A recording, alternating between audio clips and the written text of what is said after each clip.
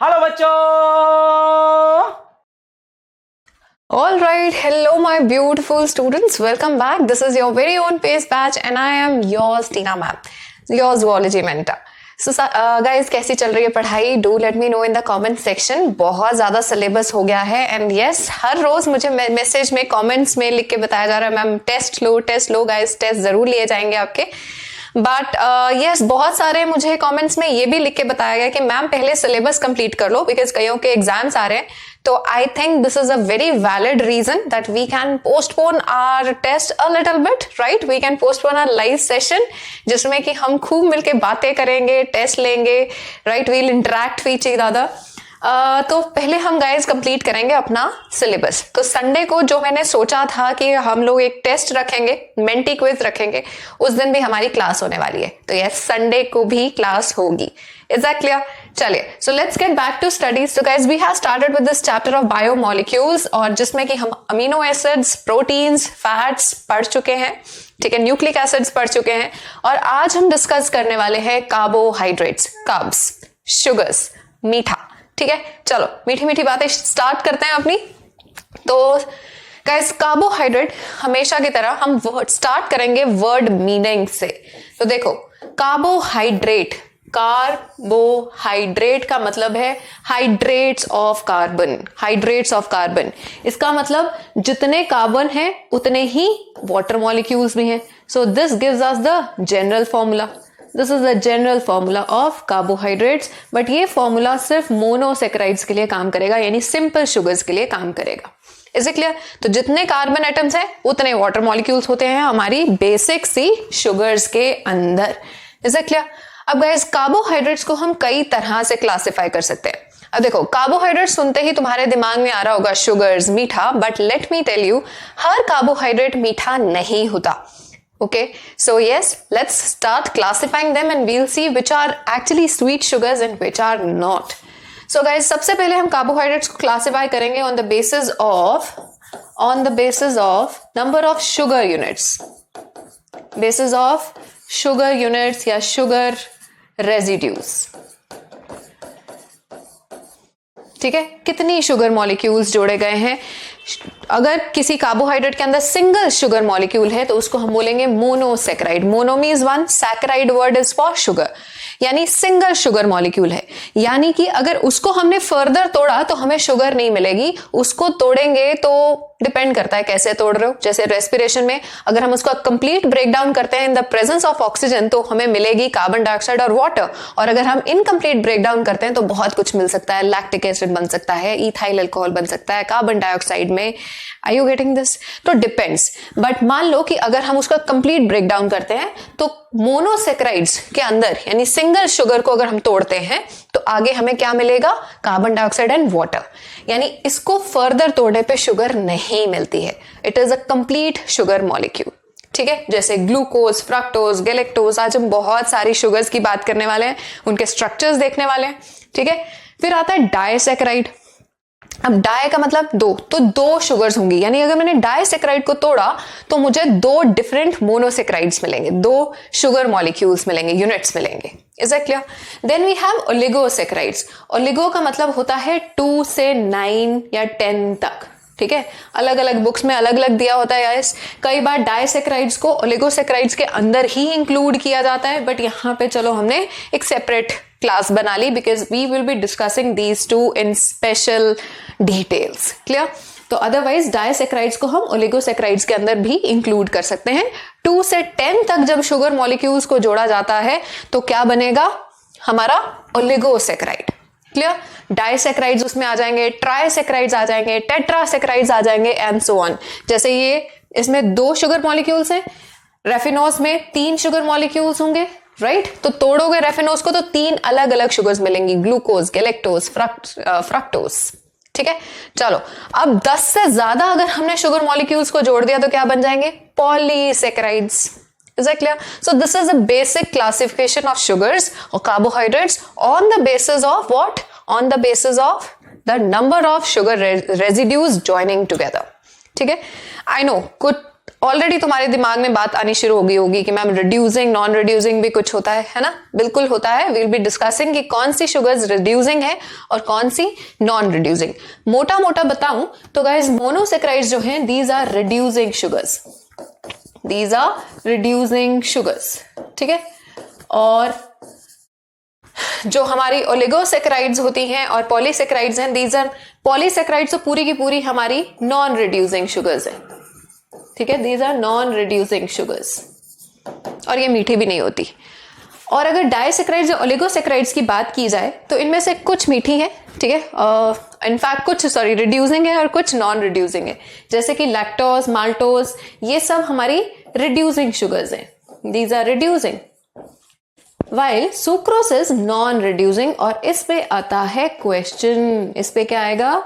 Question कि which is the non reducing disaccharide, that is sucrose. Basic से 2-3 questions ready, और यहां से तुम्हें ये भी क्लासिफिकेशन पता लग गई है। पहले तो ये याद करो कि कौन सी शुगर किस कैटेगरी में आती है, ठीक है, ताकि अगर सिंपल सा क्वेश्चन आ गया कि which of the following set of sugars are disaccharides और मोनोसेक्राइड्स और पॉलीसेक्राइड्स, तो you can clearly answer that, ठीक है। स्टेप बाय स्टेप हम चलेंगे। डन हो गया इतना? चलो अब आगे हम आते हैं इनके डिटेल्स पे। तो as I told you, monosaccharide का मतलब इनके अंदर सिंगल शुगर होगी, इट मींस शुगर, ठीक है, saccharide means sugar that can not be hydrolysed into simpler carbohydrates, ठीक है। यानी इसको अगर मैंने तोड़ा तो नीचे और शुगर नहीं मिलेगी। सो it is made up of, contains 1 sugar residue, it contains 1 sugar residue, is it clear? Like glucose, like all of these, ठीक है। अब गाइस जो मोनोसेक्राइड्स होते हैं इनके अंदर कार्बन नंबर कितना हो सकता है? इनके अंदर कार्बन 3 से 7 तक हो सकती है। Is that clear? I'm not talking about the sugar, I'm talking about the carbon atom, जिसका मैंने जनरल फॉर्मूला तुम्हें अभी बताया था। जनरल फॉर्मूला हमारा क्या था इसका? द जनरल फॉर्मूला वाज जितना कार्बन उतना वाटर, ठीक है, या ऐसे लिख सकते हैं CnH2nOn, clear? For example C6H12O6, ठीक है। बट अब देखो C6H12O6 सुनते ही हमारे दिमाग में क्या आता है? Glucose. But this is a common molecular formula for C all the hexoses. जितनी भी 6 कार्बन शुगर्स हैं सबके अंदर फॉर्मूला सेम होगा। तो ग्लूकोज का, गैलेक्टोज का, फ्रक्टोज का, सबका जनरल फॉर्मूला क्या है? दिस वन, ठीक है। अब ट्रायोज की बात करें तो क्या बनेगा? C3H6 and then O3, is it clear? इसी तरह से इसका क्या बनेगा? C4H8 and O4। Similarly C5H10O5, इसका तो हमें पता लग ही गया है। And C7 would be 7 carbon sugars will be C7H14 and O7। Simple. So this is the general formula of these sugars. अब इन शुगर्स को हम अलग अलग नामकरण दे सकते हैं डिपेंडिंग अपॉन कि उनके अंदर कार्बन एटम्स कितने हैं। सी, अगर 3 कार्बन एटम्स हैं तो वील कॉल इट ट्राई। और गाइज इनके नाम के पीछे ना जनरली नाम के पीछे ओजस जरूर आता है। इनके नाम के पीछे क्या आएगा? ओस आएगा। See here triose, trioses, tetroses, pentoses, hexoses, heptoses. और ये tri stands for 3, tetra for 4, pent for 5, hex for 6 and hept for 7। So नामकरण समझ में आ रहा है। अब बात आती है इनकी एग्जाम्पल्स पे। देखो अभी मैं एल्डोसिस और कीटोसिस फॉर द टाइम भी छोड़ रही हूं, ठीक है। We'll be coming on to it धीरे धीरे। अभी बस एग्जाम्पल्स देखो। ट्रायोसिस की कौन सी एग्जाम्पल्स हैं? ड्राई ग्लिसरल्डिहाइड्स एंड डाईहाइड्रोएसीटोन, ठीक है। ये नाम तुम पढ़ोगे किसमें? जब तुम ग्लाइकोलिसिस पढ़ोगे, रेस्पिरेशन इन प्लांट्स पढ़ोगे, वो सारे रेस्पिरेटरी साइकिल्स, उसमें ये सारे तुम्हें शुगर्स दिखेंगी। देन टेट्रोसिस में we have erythrose and erythrulose, then ribose, xylose, ribulose and xylulose. Glucose, galactose, fructose, ठीक है। इसमें एक और भी लिख सकते हो मैनोज, मैनोज भी इसमें आ जाएगी, ठीक है। Glucoheptulose, heptose and sedoheptulose, these are different examples, ठीक है। पूछा जा सकता है किसके अंदर कितने कार्बन एटम्स प्रेजेंट है। Done. So guys step by step चलेंगे। स्टार्टिंग में अभी मैं तुम्हें सिर्फ क्लासिफिकेशन बता रही हूँ, जिसमें कि हम बात कर रहे हैं कि अच्छा मोनोसेक्राइड्स हैं, डाइसेक्राइड्स हैं, किसके अंदर कितने कार्बन्स हैं, कितनी शुगर्स हैं।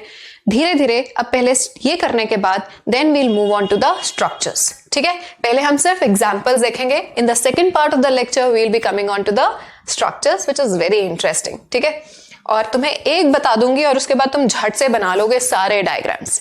इजी, चलिए। So second is disaccharides and I told you कि डाइसेक्राइड्स के अंदर 2 शुगर रेजिड्यूज हैं। It has 2 sugar residues, 2 sugar residues. Is it clear? तो यानी कि अगर मैं डाइसेक्राइड को तोड़ती हूं, हाइड्रोलाइज करती हूं, तो क्या बनेगा? 2 शुगर्स मिलेंगी, डिपेंडिंग अपॉन कि कौन सी 2 शुगर्स जुड़ी थी। For example lactose. ठीक है, लैक्टोज गाइस बनता है गैलेक्टोज एंड ग्लूकोज मॉलिक्यूल से। ठीक है, तो ग्लूकोज और गैलेक्टोज खुद में क्या थे? मोनोसेक्राइड्स, जोड़ के क्या बन गया? डाइसेक्राइड। इसी तरह से माल्टोज, माल्टोज जो है ये बनता है 2 ग्लूकोज के रेजिड्यूज से, ग्लूकोज प्लस ग्लूकोज। ठीक है, इसी तरह से एक आइसोमाल्टोज भी होता है। आइसोमाल्टोज जो है इसी का आइसोमर है। ठीक है, जो अगेन ग्लूकोज के ही 2 मॉलिक्यूल से बनेगा, बट अब डिपेंड करता है कि 2 ग्लूकोज के यूनिट्स किस तरह से जुड़े हुए हैं। Is that clear? चलो, ये धीरे धीरे हमें सब समझ में आएगा। फिलहाल आपको ये भी याद करने हैं, क्योंकि क्वेश्चंस में ये भी आता है कि which of the following are the monomeric units of lactose or maltose or isomaltose? Are you getting this? And then very important, हमारी non-reducing disaccharide, that is sucrose, is made up of 1 glucose molecule and fructose molecule. Is that clear? Is that clear to all? ठीक है, तो ये समझ में आ रहा है। ये as such पहले आपको इनके यूनिट्स भी याद करने हैं। ठीक है, अब देखो लैक्टोस कहां पे प्रेजेंट होगा? Lactose is found in your milk, right? तो इसको हम मिल्क शुगर भी कह सकते हैं। ठीक है, इसको हम मिल्क शुगर कहते हैं। माल्टोस माल्ट में मिलेगा, तो that is also known as malt sugar, right? And then talking about isomaltose, आपकी बुक में नहीं दिया हुआ है खास। Sucrose, this is your table sugar. ठीक है, और केन शुगर। डन। चलिए, so guys this is about disaccharides. Again structures हम अभी करेंगे, स्टेप बाय स्टेप देखना कि किस किस तरह से चीजें बनी हुई है। डन। चलो, अभी ये याद होना चाहिए कि इसके अंदर कौन कौन से 2 कंपाउंड्स हैं, कौन कौन सी 2 शुगर्स हैं। फिर हम इन शुगर्स के स्ट्रक्चर पे आएंगे और इनको जोड़ेंगे with the help of glycosidic bond. Bond से याद आया गाइज, कल के लेक्चर में हमने पढ़ा था ester bond, right, between glycerol and fatty acids. तो कमेंट में एक बच्चे का काफी ज्यादा स्ट्रॉन्ग डाउट था कि मैम ग्लिसरोल के अंदर जो H है वो सब्स्टिट्यूट नहीं होता, OH सब्स्टिट्यूट हो रहा है, यानी कि ग्लिसरोल OH दे रहा है और जो फैटी एसिड का COH एसिडिक ग्रुप है वो H दे रहा है। तो guys let me clear it, अगर आप में से भी किसी का ये डाउट हो तो it is not like that. ठीक है, जो ग्लिसरोल है वही H कंट्रीब्यूट करेगा और जो एसिड है फैटी एसिड उसका COH will contribute OH। And for your sake I have reconfirmed it with the chemistry experts as well. ठीक है, तो इसलिए नो शक एंड पढ़ाई कंटिन्यू करते हैं। ठीक है, चलिए सो आगे आते हैं ओलिगोसेक्राइड्स पे। तो आई टोल्ड यू 3 से 10 लिखा हुआ है, कई बुक्स में 2 से 9 लिखा होता है, तो 1 चलेगा दोनों में। 2 से 9 sugar residues are present. Is that clear? तो गाइस जिसके अंदर 2 शुगर रेजिड्यूज प्रेजेंट होंगे, ठीक है, 2 होंगे तो उनको डाइसेक्राइड्स बोल दिया। 2 शुगर रेजिड्यूज तो वील कॉल इट डाइसेक्राइड्स। 3 होंगे तो ट्राइसेक्राइड्स। 4 होंगे तो इसी तरह से टेट्रा एंड सो ऑन। ठीक है, तो ज्यादा नामकरण नहीं किए जाते, बस उनको सिंपली हम क्या बोल देते हैं? ओलिगोसेक्राइड्स बोल देंगे। Is that clear? डाइसेक्राइड्स की हमने बहुत सारी एग्जांपल्स देख ली। ट्राई की एक एग्जांपल आप रेफिनोज याद रख सकते हो, इससे ज्यादा आपको करने की जरूरत है नहीं। डन। चलिए, then coming on to polysaccharides. Now see polysaccharides में क्या होगा, more than 10 residues, more than 10 residues, sugar residues, clear? All right, more than 10 sugar residues joined together by the glycosidic bond. कल glycosidic bond भी हमने पढ़ा था. Let me know in the comment section कि कल हमने glycosidic bond कौन से दो यूनिट्स के बीच में देखा था. हिंट दे रही हूँ, न्यूक्लिक एसिड के टॉपिक में था. Let me know किस किस दो मॉलिक्यूल्स के बीच में glycosidic bond बनता है in the nucleic acid. ठीक है, let me know in the comment section. Then polysaccharides की बात कर रहे हैं कि 10 से ज्यादा अगर शुगर रेजिड्यूज होंगे तो वो पॉलीसेक्राइड कहलाएगा. अब गाइस पॉलीसेक्राइड्स को हम इस बेस पे क्लासिफाई करेंगे types on the basis of monomeric units, types of polysaccharides on the basis of monomeric units. ठीक है, सो अब देखो टाइप्स मोनोमेरिक यूनिट्स के बेस पे, on the basis of monomeric units, कि जो जुड़ने वाली शुगर रेजिड्यूज हैं वो कैसी हैं. ठीक है, अगर जुड़ने वाले शुगर्स सारी एक जैसी होंगी तो ऐसे पॉलीमर को हम क्या बोलेंगे, ऐसे पॉलीसेक्राइड को क्या बोलेंगे, होमो. अगर जुड़ने वाले शुगर रेजिड्यूज अलग अलग होंगे तो उनको क्या कहेंगे, हेट्रो. Right, homopolymers, हेट्रोपॉलीमर्स. अब इसी के होमोपॉलीमर्स और हेट्रोपॉलीमर्स को देखो नाम क्या दिए गए. So we have heteropolysaccharides. ठीक है, heteropolysaccharides means जुड़ने वाले शुगर्स अलग अलग होंगे. And then we have homopolysaccharides. Homopolysaccharides. Clear? Now understand. अब यहां पे क्वेश्चन क्या आएगा, होमो में सेम शुगर रेजिड्यूज होंगे, है ना, सेम शुगर मॉलिक्यूल्स या रेजिड्यूज. जैसे सारे ग्लूकोज ग्लूकोज ग्लूकोज हो गए. ठीक है, या सारे गैलेक्टोज गैलेक्टोज गैलेक्टोज हो गए. क्लियर? अब हम आते हैं हेट्रो पे, यहां पे डिफरेंट डिफरेंट जुड़ेंगे. ऑल राइट, चलो अब आते हैं इनकी एग्जाम्पल्स पे जो कि इंपॉर्टेंट है. तो होमोसेक्राइड्स में guys we have first example of starch, we have starch. Second example है हमारे पास ग्लाइकोजन. तीसरी एग्जाम्पल है हमारे पास सेल्यूलोस. ठीक है, चौथी एग्जाम्पल है हमारे पास इन्यूलिन. ठीक है, और फिफ्थ एग्जाम्पल जो हमने करनी है दैट इज काइटिन. ये वही काइटिन है जो फंगस की सेल वॉल में भी मिलेगा और आपको कॉकरोच पढ़ते हुए भी आएगा ये नाम काइटिन. इनफैक्ट सारे के सारे आर्थ्रोपोड के एक्सोस्केलेटन भी किसके बने होते हैं, काइटिन के.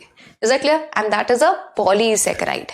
ठीक है, अब क्वेश्चन यहां पे ये बनता है नंबर 1 कि होमोपॉलीसेकेराइड्स कौन से हैं. ठीक है, चलो पहले तो मैं हेटेरोपॉलीसेकेराइड्स भी बता देती हूँ.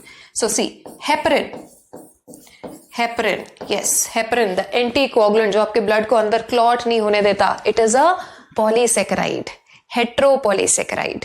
और ये म्यूसिलेजिनस होता है, म्यूकोपॉलीसेकेराइड है, यानी ये वाटर को रिटेन करता है. ठीक है, then we have hyaluronic acid, hyaluronic acid. Guys ये हाइल्यूरोनिक एसिड जो है ना, ये बहुत ही इंटरेस्टिंग सा पॉलीसेकेराइड है, लाइक quite interesting. अब I don't know whether you are interested in beauty techniques or not, but I am, right? Like it's one of your career options also.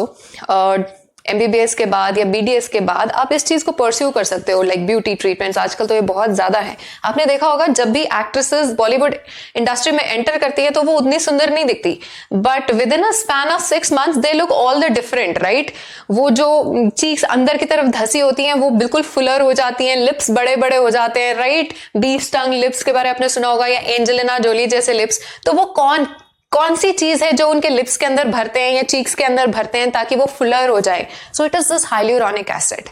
Very interesting. ठीक है, और इसका तुम्हें पता है साइड इफेक्ट भी कोई नहीं है एक्सेप्ट फॉर द फैक्ट कि तुम अपनी नेचुरल लुक के साथ थोड़ा चेंज कर रहे हो, but it's okay. Right, it's okay. लेकिन ये इसका साइड इफेक्ट कोई नहीं है क्योंकि ये ऑलरेडी तुम्हारी बॉडी के अंदर प्रेजेंट होता है बहुत ज्यादा. अब तुम्हें इतना तो पता होगा कि हमारे अंदर मोस्ट अबंडेंट टिश्यू कौन सा है, कनेक्टिव टिश्यू.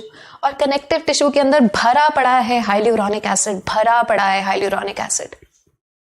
सो इसको और बाहर से ऐड कर दिया जाता है जिससे कि हमारी फुलनेस होनी शुरू हो जाती है, स्किन फुल हो जाती है, ग्लो कर देती है, या लिप्स फुलर हो जाते हैं, वो एंजेलिना जोली जैसे लिप्स आजकल काफी फैशन में, राइट। तो it is this hyaluronic acid. इसकी प्रॉपर्टी है कि वाटर रिटेन करता है। तो जब तुम थोड़ा सा एक ड्रॉप भी अंदर डालते हो हाइलुरोनिक एसिड का, और बॉडी में जितना पानी है वो वाटर को अपने अंदर रिटेन कर लेगा और वो स्वेल अप हो जाएगा, जिससे कि स्किन बिल्कुल टाइट हो जाती है।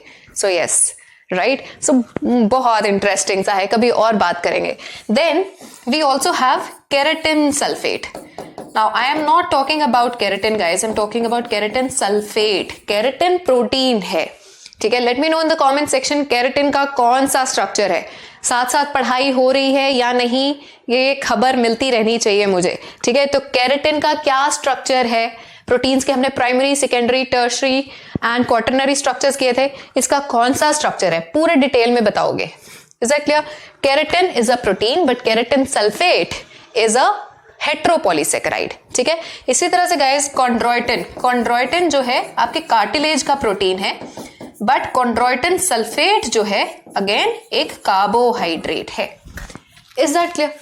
तो सबसे पहले तो तुम्हें ये क्लासिफिकेशन याद होनी चाहिए। डन। तो ये तुम्हें याद होना चाहिए कि कौन सा होमो है, कौन सा हेट्रो है, ठीक है। अब थोड़ा सा और एडवांस करते हैं, है ना। चलो, हमने मेडिकल की तैयारी करनी है, हमें we should always be ready to learn more and more, right. लेकिन पहले बेस तैयार करने के बाद, ये नहीं कि मोटी मोटी किताबें पकड़ के बैठे हैं और बेसिक एनसीईआरटी आती नहीं है। तो बेसिक एनसीईआरटी इज डन, ठीक है। अब थोड़ा सा डिटेल बता रही हूं, ठीक है। देखो, and it is given in NCERT as well. Now see, homopolysaccharides हैं, इनके यूनिट्स यानी मोनोमेरिक यूनिट्स होंगे। अब क्वेश्चन ये आता है कि स्टार्च, ग्लाइकोजन या सेलुलोज, ये इनके मोनोमेरिक यूनिट्स क्या हैं? इनके मोनोमेरिक यूनिट्स क्या हैं? तो guys, starch, glycogen and cellulose ये सब ग्लूकोज यूनिट्स को जोड़ के बनता है, यानी ग्लूकोज ग्लूकोज ग्लूकोज जोड़ के हमारे ये 3 तरह के पॉलीसेकेराइड्स बनेंगे। बट डिपेंड करता है कि इनको कैसे जोड़ा जा रहा है। We will be seeing that in the structure, ठीक है। बट इन तीनों के मोनोमेरिक यूनिट्स क्या है? इन सब का मोनोमर क्या है? ग्लूकोज, ठीक है। अब इसी तरह से इन्यूलिन का देखो, इनका मोनोमर, इसका मोनोमर होता है फ्रक्टोज। इन्यूलिन का क्या है? फ्रक्टोज। और काइटिन, वेरी इंपॉर्टेंट, इसका मोनोमेरिक यूनिट होता है गाइस नैग। इसका मोनोमेरिक यूनिट क्या है? नैग। यहां पे लिख रही हूं, what does NAG stand for? नाग याद रख लेना, N acetyl glucosamine, N acetyl glucosamine, ठीक है। ग्लूकोज में अमाइनो ग्रुप प्रेजेंट है एंड इट बिकम्स ग्लूकोसामीन, और साथ ही एक एसिटाइल है। तो एन एसिटाइल ग्लूकोसामीन को जोड़ते जाओगे तो क्या बनेगा आपका? Chitin, and it is very very important, ठीक है। Where is it found? In the fungal cell wall as well as in the exoskeleton of arthropods. Is that clear? समझ में आ रहा है, ठीक है। बोरिंग बिल्कुल नहीं लग रहा। आई एम श्योर कि तुम लोगों को मजा आ रहा है और ये इतना टफ नहीं लग रहा जितना तुम आज तक समझ के बैठे थे। पक्का? Let me know in the comment section. Guys देखो, अब ये ऑनलाइन है but I really want to interact with my students, so only way to interact is through comment section and it feels so good to know that तुम्हें चीजें समझ में आ रही हैं। You talk to me, you let me know कहाँ problem है। I really want to be available to you just like an offline teacher, but the only medium is through comment section. Don't stop writing there. Clear? चलिए, so polysaccharides हो गए guys, तो नामकरण याद कर लेंगे, ठीक है। नाम याद होने के बाद अब तक हमने क्या किया है? हमने की है classification on the basis of number of sugar residues. Clear है? चलो फिर और आगे बढ़ते हैं, धीरे धीरे आगे बढ़ते जाएंगे। अब हम आएंगे इनके स्ट्रक्चर्स पे, ठीक है। तो गाइस सबसे पहले मैं स्टार्ट कर रही हूं, अभी स्ट्रक्चर पे ज्यादा फोकस मत करना, अभी समझाती हूं। सबसे पहले स्टार्ट कर रही हूं मोनोसेकेराइड्स का structure. Monosaccharide means single sugar का, ठीक है। मोनोसेकेराइड्स का स्ट्रक्चर हम स्टार्ट करेंगे। अब गाइस मोनोसेकेराइड्स जो हैं वो 2 तरह से एग्जिस्ट करते हैं इनका स्ट्रक्चर। एक तो लीनियर स्ट्रक्चर हो जाएगा, स्ट्रेट चेन स्ट्रक्चर, और दूसरा होता है रिंग स्ट्रक्चर, ठीक है। 2 स्ट्रक्चर्स हैं, वन इज स्ट्रेट या लीनियर स्ट्रक्चर, ठीक है।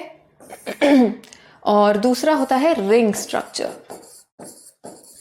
अगर जो रिंग स्ट्रक्चर है, ये रिंग स्ट्रक्चर आगे दो तरह के होते हैं, ठीक है। ये रिंग स्ट्रक्चर आगे दो तरह के होंगे, एक ये और एक ये। Is it clear? So ring structure can occur in two forms in case of monosaccharides. One is Furanose structure, while the other one is pyranose structure. Pyranose structure, दो structures है, ठीक है, straight या linear structures and other one is pyranose या furanose structure. Clear? देखो linear structure कैसा होगा?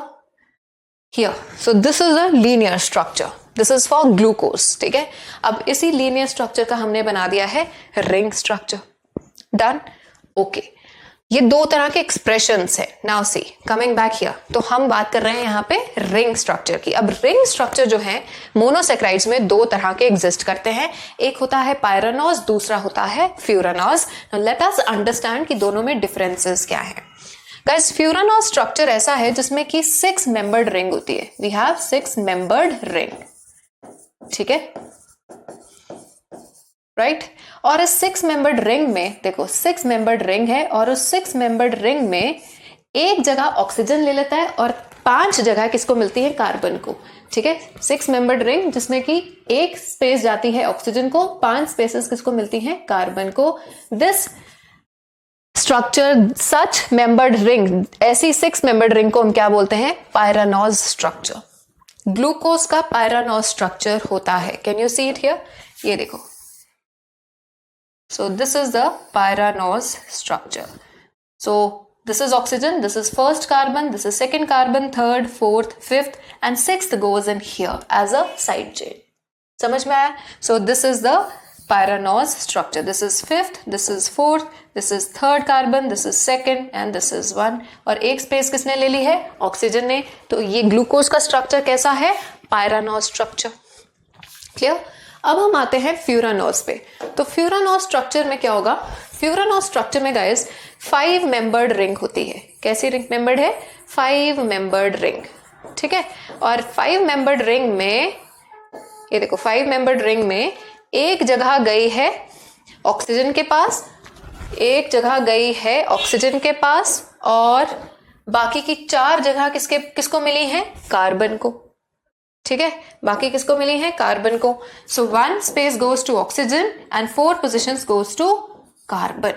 Ring के अंदर ऐसा नहीं है कि इस रिंग के अंदर तुम 6 कार्बन्स को एक्सप्रेस नहीं कर सकते। कर सकते हो, बिल्कुल कर सकते हैं, ठीक है। जैसे कि यहाँ पे देखो, यहाँ रिंग तो 5 मेंबर्ड है। See here, this ring is 5 membered. First is oxygen, then this and this. So there are how many? 4 places for carbon, right. Ring के अंदर 4 स्पेसेस हैं, लेकिन अगर मुझे यहाँ पे 6 membered structure 6 carbon sugar express करनी है तो मैं कैसे बनाऊंगी? सी है CH2, यहाँ से 1 स्टार्ट हुआ, ये हमारा 2 बना, ठीक है, ये 3 बना, ये 4, ये 5 और ये 6। So it can be expressed, but ring जो है, रिंग के अंदर 5 मेंबर्स आएंगे जिनमें से एक जगह ऑक्सीजन को जाती है और 4 जगह किसको जाती है? कार्बन को। Is that clear? सो जिस शुगर का स्ट्रक्चर ऐसा हो, यानी पेंटागनल रिंग है, ठीक है, वो शुगर खुद हेक्सोस हो सकती है लेकिन रिंग का स्ट्रक्चर पेंटागनल है, तो ऐसे रिंग स्ट्रक्चर को हम क्या कहेंगे? Furanose structure. And this is the structure of fructose. Furanose structure किसका है? फ्रक्टोज का, ठीक है, राइबोज का, डीऑक्सीराइबोज का। पेंटागनल रिंग बनाते हैं उसमें तो चलो मेंबर्स ही 5 होते हैं, पर रिंग भी तो ऐसी बनती है, कल हमने स्ट्रक्चर किया था, ठीक है। तो फ्रक्टोज, राइबोज, डीऑक्सीराइबोज, इन सब का ऐसा स्ट्रक्चर है। क्लियर? जबकि ग्लूकोज, गैलेक्टोज, माल्टोज, ठीक है, उन सब का ऐसा स्ट्रक्चर है। Not maltose, sorry, glucose, galactose and mannose. Glucose, galactose and mannose, ठीक है। इनका कैसा स्ट्रक्चर होगा? इनका स्ट्रक्चर होगा पायरानोज स्ट्रक्चर। ये किसका स्ट्रक्चर है पर्टिकुलरली? ये फ्रक्टोज का स्ट्रक्चर है, बट बाकियों का भी स्ट्रक्चर कैसा होता है? Furanose structure. इसी तरह से ये स्ट्रक्चर किसका है? ग्लूकोज का, बट गैलेक्टोज और मैनोज का स्ट्रक्चर भी कैसा होगा? Pyranose structure. Is that clear? अब इतना क्लियर हो गया।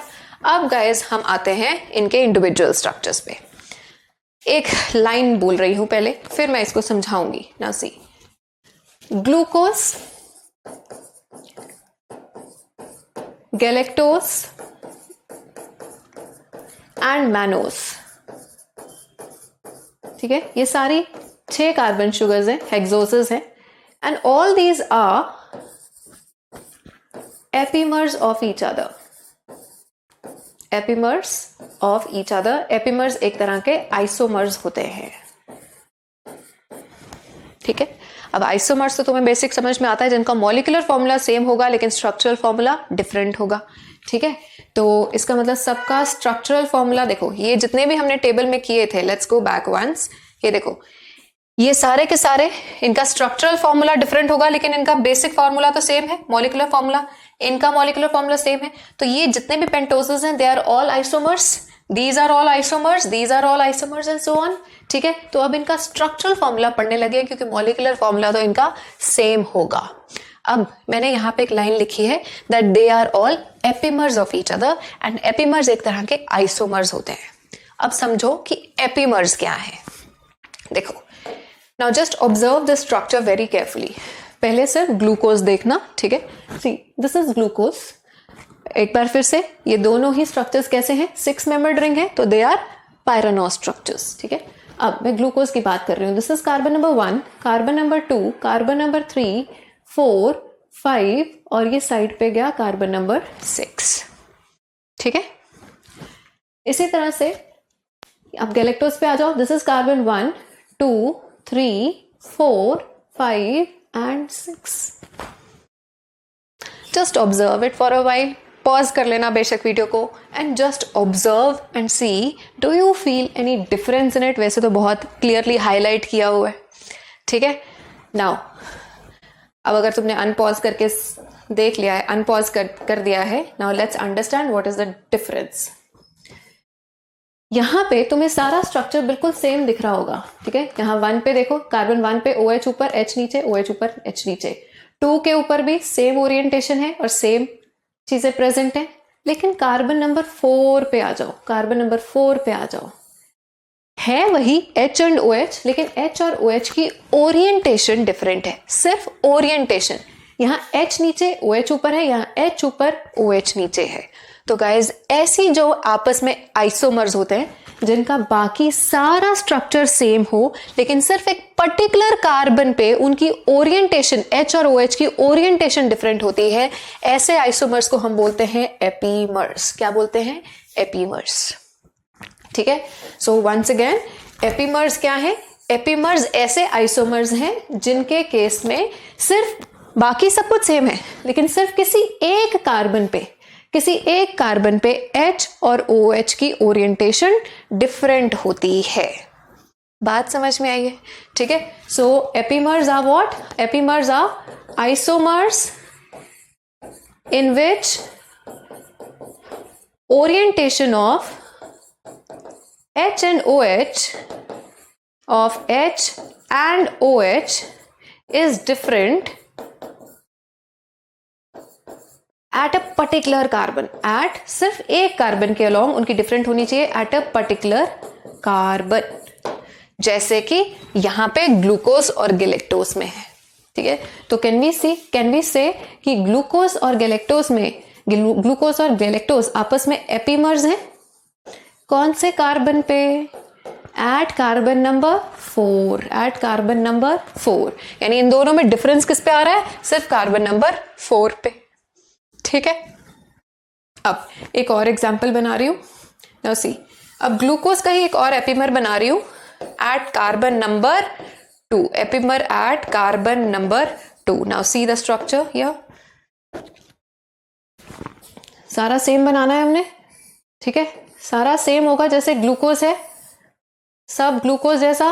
फर्क अब पड़ेगा 1 2 3, सॉरी, ठीक है। सो बाकी सारा सेम रहेगा। दिस इज 1 2 3 4 5 एंड 6, ठीक है। नाउ सी, 1 2 3 4 5 एंड यहाँ पे CH2OH, तो दिस इज 6। बाकी सारा सेम है, सारा सेम, सिर्फ कार्बन नंबर 2 पे ओरिएंटेशन डिफरेंट रहेगी। यहाँ पे क्या है कार्बन नंबर 2 को, लेट्स ऑब्जर्व।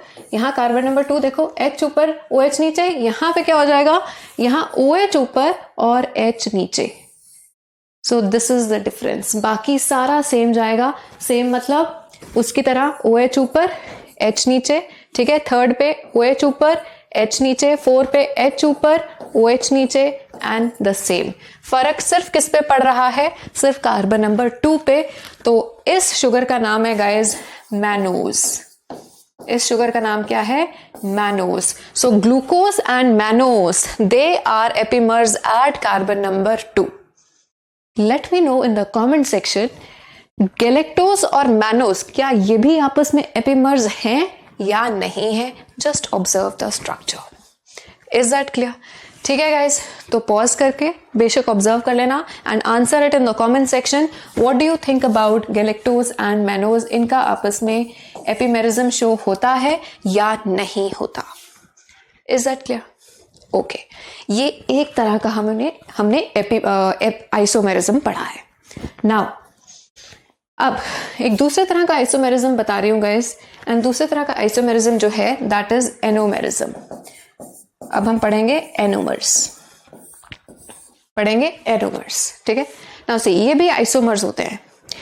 इनमें हमारे पास 2 फॉर्म्स होती हैं, एक होते हैं अल्फा फॉर्म्स, एक होती हैं बीटा फॉर्म्स। आपने बहुत बार पढ़ा होगा alpha glucose, beta glucose, right.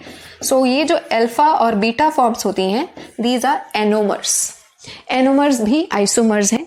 फर्क इनमें क्या होता है कि कार्बन 1 के ऊपर एनोमर्स में क्या होता है, ओरिएंटेशन हमने पोजीशन देखनी है, position of H at carbon number 1। इसके बेस पे हाइड्रोजन की H की पोजीशन देखनी है कार्बन नंबर 1 पे। सो A for alpha, A for above. यहां कार्बन 1 पे H इज अबव, ऑब्जर्व करो जरा वहां पे। और beta, B for beta, B for below, ठीक है, याद रखने का तरीका है। तो H इज बिलो, कहां पे, एट कार्बन 1, ठीक है। आ जाओ यहां पे, नाउ सी हियर, यहां कार्बन 1 पे H नीचे है, तो ये कौन सी फॉर्म होगी, H इज बिलो, तो which form of glucose is this, this is beta glucose. यहां पे भी गैलेक्टोज, यहां पे कार्बन नंबर 1 पे देखो, कार्बन नंबर 1 पे H इज बिलो, तो this is also beta galactose. यहां पे भी मैंने कैसा मैनोज ड्रॉ किया है, दिस इज कार्बन 1 पे हाइड्रोजन H इज बिलो, तो this is also beta mannose. Is that clear? यानी अगर मैं सेम स्ट्रक्चर्स ड्रॉ करूं लेकिन H ऊपर और OH नीचे कर दूं, तो ये कौन सी फॉर्म्स बन जाएंगी, अल्फा फॉर्म्स। बनाए एक, चलो एक बना के बता रही हूं, बाकी आप खुद बनाओगे, ठीक है। सो मैनोज की बता रही हूं, देखो सेम बनेगा।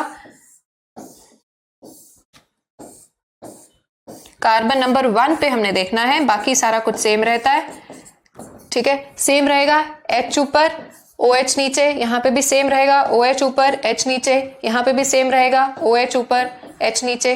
फर्क आएगा सिर्फ कार्बन नंबर 1 पे, यहाँ H ऊपर चला जाएगा, और जब H ऊपर चला गया, OH नीचे आ गया, तो H ऊपर, this becomes alpha mannose. Is that clear guys?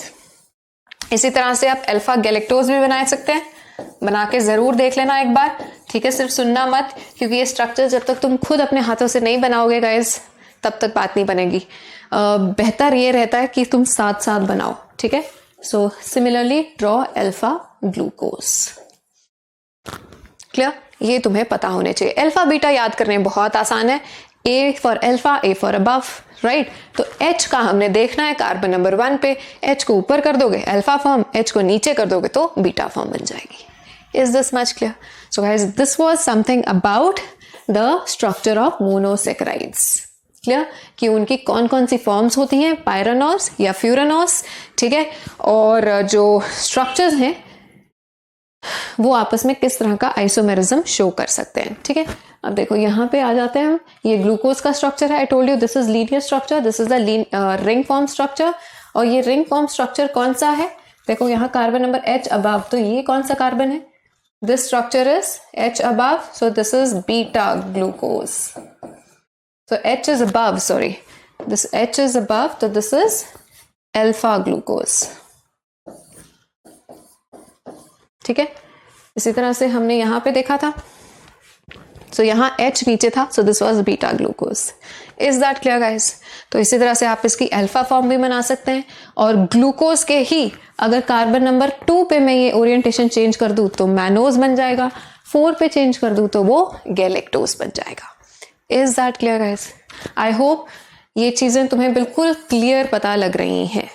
ठीक है, अब ये देखो, ये आपकी एनसीईआरटी का राइबोज का स्ट्रक्चर दे रखा है. By the way guys, NCERT में जितने भी स्ट्रक्चर्स हैं वो सब करने हैं. कल हमने फैट्स के अंदर फॉस्फोलिपिड का स्ट्रक्चर छोड़ दिया था, तो वो जरूर कर लेना. कोलेस्ट्रॉल का स्ट्रक्चर एंड फॉस्फोलिपिड लेसिथिन, जो हम रेस्पिरेशन में बार बार पढ़ते आए हैं, द सर्फेक्टेंट, राइट, जो क्लारा सेल्स बनाते हैं, टाइप 2 सेल्स बनाएंगे. तो that is very very important. Do दो structures. All the structures of NCERT are important. अगर बनाने नहीं आएंगे तो आपको नीट में तो आइडेंटिफाई करने के लिए आ सकते हैं, but you should be able to. Is that clear? चलिए, सो दिस इज राइबोज का स्ट्रक्चर. और गाइस, कल भी हमने ये पढ़ा था, ये क्या हो रहा है, कल भी हमने पढ़ा था कि राइबोज में एक ऑक्सीजन की कमी हो गई. ठीक है, और क्या बन गया? Deoxyribose, eight which carbon number 2. This यहाँ पे, यहाँ ऊपर भी H है, नीचे भी, यहाँ ऊपर H, नीचे OH. Is that clear guys? So this is the structure. This is known as RNA sugar. ये हमने कल पढ़ लिया था. And deoxyribose is the DNA sugar. Clear? All right. So now, अभी तक तो हमने बात की है हमारे मोनोसेक्राइड्स की. अब गाइस बात करेंगे हम बड़ी वाली शुगर्स की, जिसमें कि मोनोसेक्राइड्स जुड़ेंगे. अब पॉइंट ये है कि जब भी 2 शुगर मॉलिक्यूल्स जुड़ते हैं, वहां बीच में बनता है ग्लाइकोसिडिक बॉन्ड. तो फॉर्मेशन ऑफ ग्लाइकोसिडिक बॉन्ड कहां होगा? Between 2 sugar residues. किसी भी 2 शुगर रेजिड्यूज के बीच में कौन सा बॉन्ड बनेगा? Glycosidic bond. और अभी तक जितने भी हमने बॉन्ड्स की बात की है, बी इट, सबसे पहले पेप्टाइड बॉन्ड की बात की थी between amino acids. Then we talked about ester bond between fatty acid and glycerol. We have talked about DNA के अंदर इतने सारे bonds except for hydrogen bonds. बाकी जितने भी बॉन्ड्स की बात की, be it glycosidic again and then phosphoester, phosphodiester, सब जगह वाटर मॉलिक्यूल निकल रहा था. Same situation will happen here. ये बॉन्ड भी डिहाइड्रेशन से ही बनेगा. नाउ क्या होता है, अब यहाँ पे देखो 2 शुगर्स के बीच में, तो मैं कोई भी 2 शुगर बना रही हूँ. कि कोई भी 2 शुगर्स बना रही हूं, कोई भी 2 शुगर्स जब भी रिएक्ट करेंगी तो जो उनके एडजेसेंट कार्बन्स हैं, देखो जैसे यहाँ पे H और यहाँ वाला ये H OH मैंने ऐसे ले लिया. ठीक है, नाउ अंडरस्टैंड करना कैसे बाइंडिंग होगी. तो जो भी एडजेसेंट है, देखो यहाँ पे कौन एडजेसेंट है? यहाँ कार्बन नंबर 1 2 3 4 5 एंड व्हाटएवर. ठीक है, ये यहाँ से स्टार्ट करते हैं 1 2 3 4. तो यहाँ पे कौन सी 2 शुगर्स, सॉरी दोनों कार्बन एडजेसेंट है? It is carbon 1 and carbon 4. तो कार्बन 1 और कार्बन 4 के जो OH हैं, इनके बीच में इंटरेक्शन होनी है. ग्लाइकोसिडिक बॉन्ड दोनों के OH के बीच में बनेगा और दोनों के OH में से कोई भी एक अपना H दे देगा और कोई अपना OH, दोनों दे देगा और यहां से वाटर मॉलिक्यूल बनके निकल जाता है. Is this much clear? ठीक है, जब वाटर मॉलिक्यूल यहां से निकलेगा तो गाइस मैं ऐसे लिख सकती हूँ इसे. तो देखो वाटर मॉलिक्यूल निकला तो क्या बना? एक ने H दिया था, दूसरे ने दोनों OH दे दिए थे, तो एक ऑक्सीजन बीच में आ गया. ठीक है, अब इस तरह के बॉन्ड को हम क्या बोलते हैं? लिंकेज क्या बोलते हैं? अल्फा. जब दोनों एक साइड पे हो तो लिंकेज कैसी होगी? अल्फा. कौन सी शुगर्स के बीच में है? 1 और 4. It is known as alpha 1,4 linkage. Is that clear? अब लिंकेजेस तुम्हें पता होनी चाहिए. 2 शुगर्स के हमेशा रिएक्शन किसके बीच में होगा? 2 OH के बीच में होगा. कोई एक अपना O देगा, सॉरी OH देगा और दूसरा अपना एक H दे देगा, वाटर मॉलिक्यूल बनके निकल जाएगा. Is it clear? अब रिएक्शन ऐसे भी हो सकता है. चलो दोबारा बनाते हैं. ठीक है, I am making a short one here. See here, तो यहाँ पे मान लो H यहाँ है, OH इधर. ठीक है, एट कार्बन 1 और ये जो भी है, ठीक है, इसका कार्बन नंबर 4 है. अब इसका OH ऊपर है, H नीचे. रिएक्शन तो यहाँ पे भी होगा और रिएक्शन किसके बीच में होना है? हमेशा OH के बीच में. ठीक है, तो यहाँ क्या होगा? यहां रिएक्शन होने वाला है इस तरह से। तो क्या बन जाएगा, वाटर मॉलिक्यूल निकल गया एक, ठीक। तो देखो क्या बना, तो ये जो था, ठीक है, ये H ऊपर था, ये O है, ये O बीच में चला गया, ठीक है, और इस तरह से हमारा बॉन्ड बन जाएगा। Is that clear? अब ये देखो, ये कार्बन 1 और 4 के बीच में लिंकेज है, लेकिन डायगोनल लिंकेज बनी है, तो इसको हम बोलते हैं beta 1,4 linkage. Is that clear? दोबारा सुन लेना एक बार अगर समझ में ना आया हो। देखो, लिंकेज हमेशा OH के बीच में होनी है, पक्की बात है, ठीक है। दोनों के OH ने इंटरैक्ट करना है, वाटर मॉलिक्यूल निकालना है, एक अपना H देगा और एक अपना OH देगा। क्लियर? ठीक है, water molecule will be removed, so water molecule removed, ठीक है। और ये वाटर कैसे निकलता है, इसमें H from 1 sugar, from 1 sugar, sugar 1, ठीक है, और दूसरा क्या देगा, अपना OH फ्रॉम शुगर 2। तो ऐसे वाटर मॉलिक्यूल बन के निकल जाता है। 2 शुगर्स के पीछे एक बॉन्ड बनेगा, एक वाटर मॉलिक्यूल निकलेगा। Is this much clear? ठीक है, चलो अब बहुत आसान है तुम्हारे लिए बनाना, बहुत ही आसान, ठीक है। मैं तुम्हें बताती जाऊंगी कि कौन कौन से इसमें, हमने इनफैक्ट पहले ही पढ़ लिए हैं कि माल्टोस में कौन कौन से यूनिट्स जुड़ते हैं। देखो, माल्टोस के केस में क्या जुड़ रहा था, माल्टोस के केस में ये माल्टोस है, ठीक है। माल्टोस के केस में क्या क्या जुड़ा है, we have sugar, 2 glucose molecules, we have 2 glucose molecules, तो ग्लूकोज प्लस ग्लूकोज क्या बन जाएगा, बन जाएगा हमारे पास माल्टोस। ये बना है माल्टोस। अब जरा देखो, इसमें ग्लूकोज कौन सी है, H अबव है, यहाँ H अबव है, तो इसका मतलब अल्फा ग्लूकोज दोनों की बाइंड कर रही है, ठीक है। अब यहाँ पे तुम अल्फा ग्लूकोज बना लोगे, just make the alpha glucose, ठीक है। स्ट्रक्चर अपने आप बनाओगे आप, H एंड OH, इसी तरह से ये पूरा स्ट्रक्चर बना दोगे, ठीक है, O H एंड OH, ठीक है। और ये क्लियर, ये कार्बन 4 है, ये कार्बन 1 है, कार्बन 1 और 4 के बीच में इंटरेक्शन हो रही है, यहां से वाटर मॉलिक्यूल निकल जाएगा, और वाटर मॉलिक्यूल निकल जाएगा तो इस तरह से ऑक्सीजन बीच में आ जाएगा। अब ये लिंकेज कौन सी हुई, देखो कैसी लिंकेज है, 1 और 4 के बीच में है और एक साइड पे है, so this is alpha 1,4 linkage. Is that clear guys? ठीक है, दिस इज योर माल्टोस। अब इसी तरह से और भी इजी है हमारे लिए सुक्रोज, चलो सुक्रोज पे बाद में आती हूँ, पहले लैक्टोज देखो। लैक्टोज के केस में गाइस क्या है हमारे पास होता है एक गैलेक्टोज, ठीक है, एंड एक होता है ग्लूकोज। तो ये देखो, ये ग्लूकोज है, ये गैलेक्टोज है, ठीक है। यहाँ गैलेक्टोज में H नीचे है तो ये H बिलो है, तो कैसा गैलेक्टोज है, बीटा। यहाँ H नीचे है तो ये भी ग्लूकोज कैसा है, beta. So it's a reaction between beta galactose and beta glucose. Is it clear? Now see here, तो इनके OH ऊपर रहे होंगे, ये देखो इनका रिएक्शन कैसा हुआ। So this was the OH part and this is the H नीचे है तो बीटा गैलेक्टोज। अब ये कार्बन 1 है, सिमिलरली अब यहां देखो,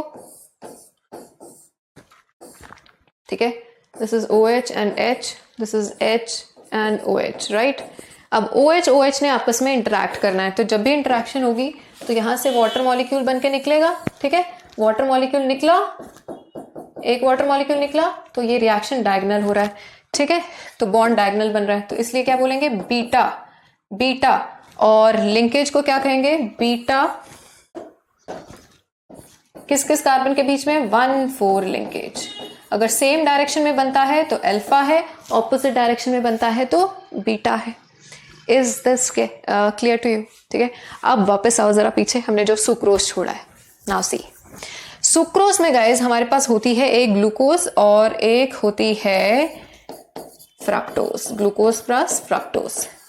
तो फ्रक्टोज का कैसा स्ट्रक्चर था, फ्यूरानॉस स्ट्रक्चर, ग्लूकोज का कैसा स्ट्रक्चर था, पायरानॉस स्ट्रक्चर, बट नेवर माइंड। अब पहले तो ये देखो कि यहाँ ग्लूकोज पे कौन सी शुगर है, ग्लूकोज H अबव है तो दिस इज अल्फा ग्लूकोज। अब फ्रक्टोज का क्या करें, फ्रक्टोज के केस में तो कार्बन 1 देखो, कार्बन 1 ये H2CO3 ये अबव है, OH नीचे था, H तो है ही नहीं। तो फ्रक्टोज के केस में गाइस हम देखते हैं इसका स्ट्रक्चर, इसकी पोजीशन, हम किसकी पोजीशन देखेंगे? इसकी। अगर ये अबव है तो ये हमारी अल्फा है, अगर ये बिलो होता तो ये हमारा बीटा होता। Is that clear? H नहीं प्रेजेंट कार्बन 1 पे, ठीक है, कार्बन यहां से स्टार्ट हो रहा है 1, तो H के एब्सेंस में हम किसको चेक करते हैं? CH2OH को, इसकी पोजीशन को देखेंगे। Is it clear? अदरवाइज हम अल्फा या बीटा बताते समय H की पोजीशन देखते हैं, हाइड्रोजन की, at carbon number 1, but in case of fructose हम किसकी पोजीशन देखेंगे? CH2OH की। Is it clear? सो यहाँ पे अल्फा ग्लूकोज और अल्फा फ्रक्टोज इंटरैक्ट कर रहे हैं। तो अब देखो और कौन कौन सी शुगर्स इंटरैक्ट कर रही हैं, सॉरी कार्बन इंटरैक्ट कर रही हैं। 1, दिस इज 2, ठीक है, और इधर की 1, ठीक है, तो 1 carbon of glucose and second of fructose are interacting to release a water molecule. Is it clear? तो जब इंटरैक्शन 1 और 2 के बीच में हुई है और एक साइड पे हुई है तो क्या बोलेंगे? Alpha 1-2 linkage. Is that clear?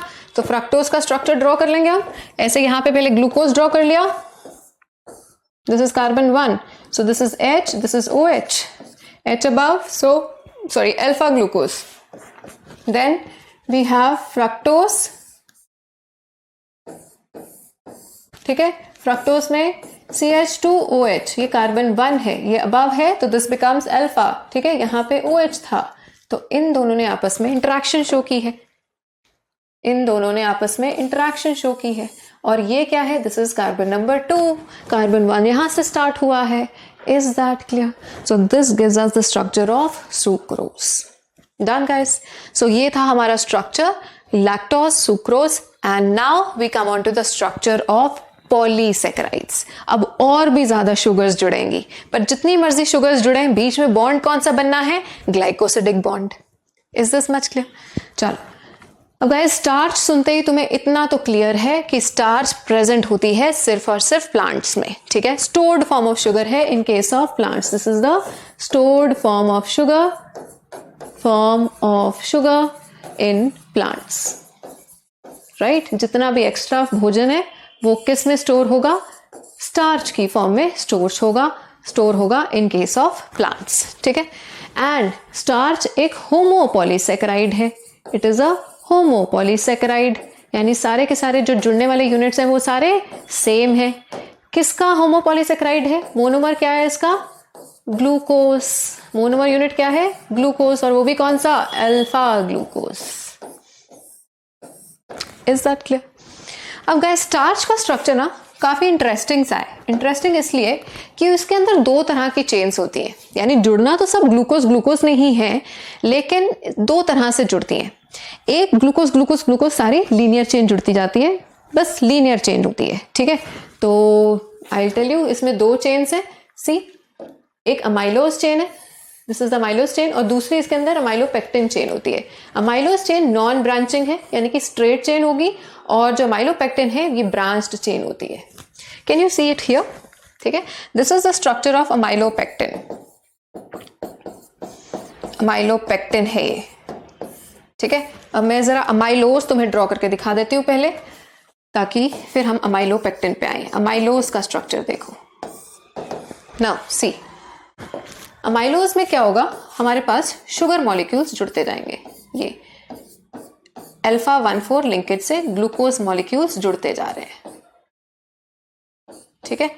तो ये ग्लूकोज मॉलिक्यूल्स ऐसे जुड़ते जाएंगे, इधर जुड़ते जाएंगे। सो it is a linear chain, straight chain है, इसमें कोई ब्रांचिंग नहीं present, it's a non branching. तो पूरे स्टार्च में से 15 से 20% एक स्ट्रेट चेन्स प्रेजेंट होती हैं, ठीक है, अमाइलोज चेन्स प्रेजेंट होती है। Is that clear? अब ज्यादातर परसेंटेज 80 से 85% जो पार्ट है वो ब्रांच्ड चेन्स का है, समवट लाइक दिस, समवट क्या? इट इज दिस, ठीक है। नाउ सी, इसमें क्या है? This is also glucose, alpha linkage हो रही है 1 और 4 की, एक साइड पे अल्फा 1,4 लिंकेज हो रही है, ठीक है। सो ग्लूकोज मॉलिक्यूल्स ऐसे जुड़ते जा रहे हैं, लेकिन हर 25th कार्बन पे, हर 25th ग्लूकोज पे, not carbon, her 25th sugar पे ब्रांचिंग हो जाती है। देखो, इधर से भी एक ब्रांच आ रही है और उसका 1 और 6 कार्बन दे आर इंटरैक्टिंग, तो जहां ब्रांचिंग होगी वहां लिंकेज कैसी हो रही है? 1,6 लिंकेज। तो ब्रांचिंग पॉइंट पे लिंकेज कैसी है? 1,6 लिंकेज। Is it clear? और स्ट्रेट चेन में लिंकेज कैसी है? Alpha 1,4 linkage. Is that clear guys? तो इसके अंदर दो तरह की लिंकेजेस हैं, ठीक है, दो तरह की चेन्स हैं। एक स्ट्रेट चेन्स हैं जिनको हम अमाइलोज कहते हैं, ब्रांच्ड चेन्स हैं जिनको अमाइलोपेक्टिन कहते हैं, ये ज्यादातर होती है, ठीक है। और ब्रांचिंग में क्या होगा? हर 25th शुगर पे एक ब्रांच, एक सब ब्रांच प्रेजेंट होगी। और ब्रांच किस किस के साथ इंटरेक्ट करती है? ब्रांचिंग के टाइम पे 25th शुगर जो है उसका 6th कार्बन ऊपर वाली शुगर के 1st कार्बन के साथ इंटरेक्ट करता है, again forming the glycosidic bond. Is that clear guys? ठीक है। और ये है हमारी starch which is the stored form of sugar. और तुम्हें पता है कि स्टार्च का टेस्ट क्या होता है? कौन सा टेस्ट होता है इसका? जल्दी बताओ, सोच, याद आ रहा है? आयोडीन टेस्ट, राइट, जिसमें कि जो हमारी ब्राउनिश येलो स्टार्च आयोडीन है that turns bluish black in presence of starch. ठीक है, स्टार्च होगी तो जो आयोडीन है वो ब्लूइश ब्लैक हो जाएगी। Is that clear? ठीक है, चलो तो आगे देखते हैं अब हम ग्लाइकोजन। गाइस ग्लाइकोजन हमारी स्टार्च है। Glycogen is known as the animal starch. Animal starch मतलब एनिमल्स के अंदर जो स्टोर्ड फॉर्म ऑफ फूड है वो क्या है? ग्लाइकोजन है। जितना तुम एक्स्ट्रा खा रहे हो वो पहले तो ग्लाइकोजन में कन्वर्ट होता है, तब भी तुम नहीं रुके, खाते गए, बोर हो रहे थे तो खा ही लिया, तो उस सिचुएशन में वो फिर फैट बनाना शुरू कर देगा। ठीक है, बट अब कौन सा फैट हेल्दी है कौन सा नहीं, ये कल हमने पढ़ा था। Is that clear? चलिए गाइस आगे देखते हैं। तो अब glycogen it is a stored form of sugar in case of humans and overall animals के अंदर, नॉट जस्ट ह्यूमंस। ठीक है, एंड ये हाईली ब्रांच्ड स्ट्रक्चर होता है देन अमाइलोपेक्टिन। स्टार्च के अंदर तो हमने दो तरह की चेन्स की हैं। स्टार्च के अंदर हमने दो तरह की चेन्स की हैं, एक लीनियर चेन और एक ब्रांच्ड चेन। ग्लाइकोजन के अंदर सिर्फ ब्रांच्ड चेन्स प्रेजेंट है, बिल्कुल अमाइलोपेक्टिन की तरह, यानी इसके अंदर अमाइलोज नाम की कोई चीज नहीं होती, they are just branched chains, highly branched. जैसे स्टार्च के केस में हमने क्या कहा कि हर 25th शुगर पे ब्रांचिंग प्रेजेंट होगी ना, यहाँ पे बहुत जल्दी ब्रांचिंग होती है, हर 8th शुगर पे या 6th शुगर पे ब्रांचेस प्रेजेंट होती हैं। So it is highly branched structure. ठीक है, so this is highly branched structure more than the amylopectin. Major form of sugar है इन केस ऑफ एनिमल्स, और ये भी होमोपॉलीमर है ग्लूकोज का। और कौन सी ग्लूकोज है? Alpha glucose. और ब्रांचिंग किस पे होती है? आपस में जब जुड़ी होती है तो अल्फा 4 है, और ब्रांचिंग किस पे होती है? हमेशा अल्फा 1,6 पे। और देखो linkages occur at every 8th से 11th शुगर रेसिड्यू, और वो 25th पे हो रही थी। ये बहुत जल्दी ब्रांचिंग हो रही है, सो it is much more branched. Is that clear guys? चलो आगे देखते हैं अब inulin. I told you inulin भी एक होमोपॉलीसेकेराइड है गाइस, लेकिन इसका यूनिट क्या होता है? इसका यूनिट होता है फ्रक्टोज। तो यहाँ पे फ्रक्टोज मॉलिक्यूल्स जुड़ेंगे by beta 1,4 glycosidic linkages. Not in your syllabus, आपको इतना डिटेल कोई नहीं पूछेगा, but I am telling you. ठीक है, अगर आपको बॉन्ड समझ में आ गया ना गाइस, तो try it out. Let me know in the comment section whether you were able to draw this और नॉट। अदरवाइज नेक्स्ट टाइम मैं तुम्हारे लिए ये ड्रॉ करके लाऊंगी। ठीक है, हम क्लास में ड्रॉ करेंगे जैसे भी है कि ये कैसे बना होगा, जस्ट टू सी कि तुम्हें लिंकेजेस बनानी आई हैं या नहीं, just to clear the concept. Otherwise it is not in your syllabus. ठीक है, अब मजेदार बात ये भी है कि गाइज ये मिलता है हमें ट्यूबर्स में एंड रूट्स ऑफ आर्टिचोका। मम्मा को पूछना आर्टिचोका क्या होता है। आर्टिचोका कॉर्न स्टार्च की जगह पे भी यूज होता है। ठीक है, सो आर्टिचोका या फिर ये हमें डेलिया की रूट्स में मिलता है। आपकी एनसीईआरटी में ये दे रखा है डेलिया की रूट्स में हमें ये शुगर मिलती है। Guys it is not insulin. ठीक है, कई बच्चों को गलती से ऐसा लग जाता है कि ये इन्होंने स्पेलिंग गलत लिखे हुए हैं एनसीईआरटी वालों ने, बट ऐसा नहीं है। This is inulin. Insulin is a protein, right? This is a carbohydrate, a homopolysaccharide made up of fructose units. और ये जो इन्यूलिन है गाइज, ये यूज किया जाता है किडनी फंक्शन को टेस्ट करने के लिए। Is that clear? It is used for the kidney function test. Then coming on to cellulose, बहुत commonly नाम सुना हुआ है। और cellulose guys सबसे ज़्यादा present कार्बोहाइड्रेट है in the cell wall of plants। ठीक है, most abundant है, insoluble होता है। और ये किससे बनता है? देखो ये बनता है बीटा ग्लूकोज से। ये बीटा ग्लूकोज रेजिड्यूज से बनेगा, बीटा ग्लूकोज रेजिड्यूज। अभी तक हमने सारे क्या किए थे? Alpha glucose. This is formed of beta glucose residues, और इसमें बॉन्डिंग भी कैसी होती है? Beta 1,4 bonding. It can not be digested by humans क्योंकि हमारे अंदर इसका कोई एंजाइम प्रेजेंट नहीं होता जो बीटा लिंकेजेस को डाइजेस्ट कर सके. सो दिस इज द पॉइंट. अब तुम्हें समझ में आया कि हम सेलुलोज क्यों डाइजेस्ट नहीं कर सकते. सो सेल्यूलेज जो है, देखो हमारे अंदर बहुत सारे ऐसे एंजाइम्स हैं जो कि बहुत सारे पॉलीसेक्राइड्स को तोड़ते हैं, राइट. हम स्टार्च को डाइजेस्ट कर सकते हैं, बिल्कुल कर सकते हैं, बशर्ते कि वो कुक्ड है, लेकिन हम सेलुलोज को डाइजेस्ट नहीं कर सकते, जबकि दोनों ग्लूकोज के ही पॉलीमर्स हैं. फर्क है बीटा लिंकेज का और उधर अल्फा लिंकेज का. तो हमारा जो अमाइलेज है वो सिर्फ अल्फा लिंकेज को तोड़ता है, बीटा लिंकेज को नहीं तोड़ता. इसीलिए बेशक हमारी स्टार्च और सेलुलोज एक ही मोनोमर्स के बने हुए हैं, but still amylase will act on starch and not on cellulose because of the difference in their linkages. Is that clear guys? Clear? चलें आगे. चलो लास्ट में अब देखते हैं heteropolysaccharides. So I have told you heparin हमारा anticoagulant है. Hyaluronic acid जिसकी मजेदार स्टोरी मैंने बताई, वो बी स्टंग लिप्स है ना, एंजेलिना जोली लिप्स, वो हाइल्यूरोनिक एसिड से होते हैं. केराटैन या फिर keratin sulphate, one and the same thing. इसी तरह डर्मेटान sulphate, they are all found in the connective tissue and in the synovial fluid. synovial fluid के अंदर आपको ये सारे पॉलीसेक्राइड्स मिलेंगे. ठीक है गाइस. सो इतना डिटेल नहीं आता है इन हेट्रोपॉलीसेक्राइड्स का. ओवरऑल आपको ये पूछा जाता है कि कौन से होमोपॉलीसेक्राइड्स हैं, कौन से हेट्रोपॉलीसेक्राइड्स हैं, तो you must know that. In fact जब हम भिंडी खाते हैं तो भिंडी में वो एक लेसदार चीज होती है ना, चिपचिपी सी चीज, और अगर भिंडी काटने के बाद कभी तुमने हाथ धोने की कोशिश की हो तो हाथ और ज्यादा स्लिपरी हो जाते हैं, ऐसा लगता है कि वो उतर ही नहीं रही, म्यूसिलेज. तो गाइस वो म्यूसिलेज भी क्या है, that mucilage is also a polysaccharide. That is a polysaccharide. Is that clear? ठीक है. एलोवेरा के अंदर वो जो जेली है that is a polysaccharide which can retain water. And ऐसे पॉलीसेक्राइड्स जो वाटर रिटेन कर सकते हैं उनको हम म्यूकोपॉलीसेक्राइड्स कह देते हैं. Is it clear? सो ये हाइल्यूरोनिक, ये हेपरिन, हमारी वो म्यूसिलेज, ठीक है, they are all polysaccharides. In fact isabgol सुना होगा है ना, कॉन्स्टिपेशन के लिए इसबगोल काफी यूजफुल होता है. तो गाइज वो इसबगोल के अंदर जो म्यूसिज है, इसबगोल को जब हम पानी में मिलाते हैं तो बड़ा सॉफ्ट सा हो जाता है ना, गुई गुई सा. तो इसबगोल भी क्या है, इसबगोल भी एक म्यूसिलेज है, और जो हमें ऑब्टेन होता है इट इज म्यूसिलेज. ठीक है. और ये इसबगोल हमें एक प्लांट से मिलता है जिसका नाम है Plantago ovata. This is the name of plant from which isabgol is obtained. इस प्लांटागो ओवाटा के सीड्स का हस्क होता है. हस्क समझ लो, सीड्स की छाल होती है, उसका कवर होता है, दैट इज इसबगोल. तो गाइज इससे हमें एक मॉरल ऑफ द स्टोरी ये भी मिलता है कि सीड्स या ग्रेन्स जो हैं ये पूरे उसके कवर के साथ खाने चाहिए. बहुत ज़्यादा पॉलिश्ड राइस जो है वो हेल्दी नहीं होते, इसलिए we are coming back to brown rice and ये bran. We are coming back to बहुत ज़्यादा फिल्टर्ड, बहुत ज़्यादा पतला जो आटा भी है दैट इज़ नॉट हेल्दी. ठीक है. उसमें फाइबर होना ज़रूरी है. ये भी एक फाइबर है which is healthy for us. Is it clear? Which cleans our gut. So anyways, ये जो mucilage है, mucilage is also a heteropolysaccharide. It can retain water. It is a mucopolysaccharide. Is that clear, guys? So this is what we were supposed to study about carbohydrates. We are left with one topic of this chapter and that is enzymes. And guys, वो हम करेंगे कल.